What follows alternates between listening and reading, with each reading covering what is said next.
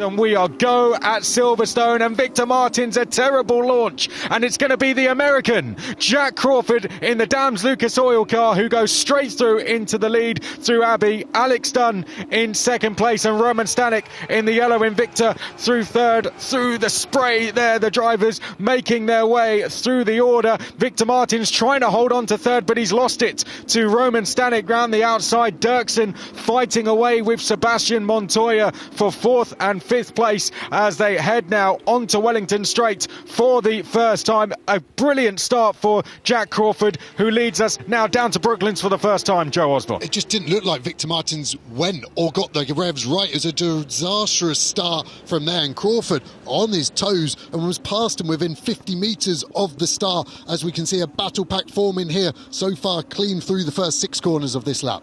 Jack Crawford, perfect start, and we talked about how you had to just adjust to getting off the line here, and he is away and clear. Alex Dunn just trying to get out of the spray going down to Copse. Victor Martins third, Roman Stanek fourth, and it's Joshua Dirksen. Here is Arvid Lindblad round the outside of his countryman Luke Browning around Copse corner. Brave stuff from the 17-year-old Drew Maggots and Beckett's.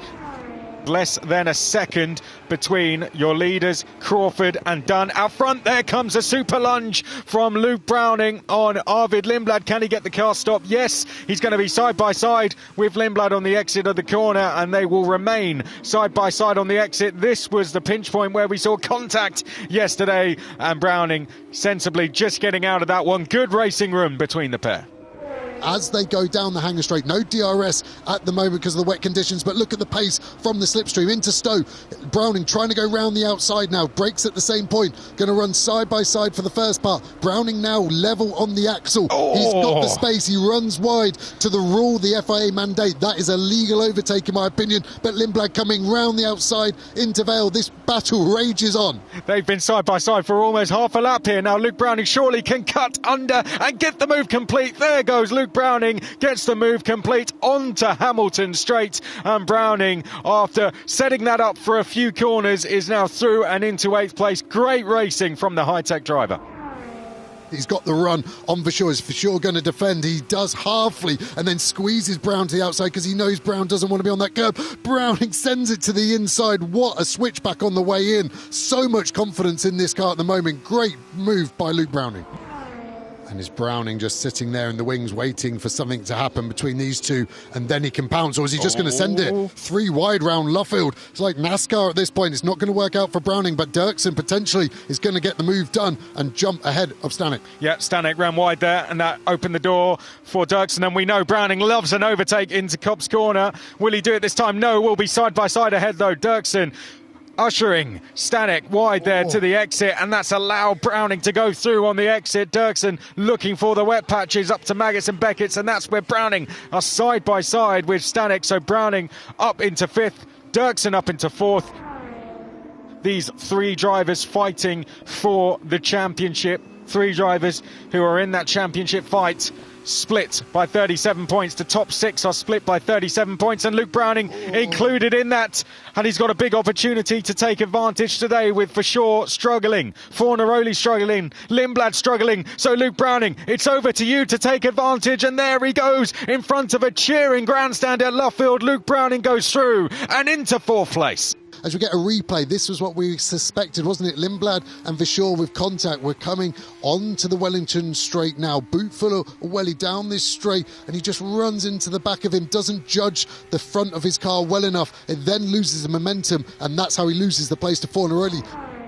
Yeah, trying to dry the apron there of pit lane, so if they do go to slicks, the car doesn't just sit there wheel spinning when they put away Browning with a great run round the outside. Now we saw contact here yesterday at this exact moment, but this time Browning easily ahead. Great move, the entry into Luffield, so aggressive with his speed, and you can hear the crowd applauding the British driver.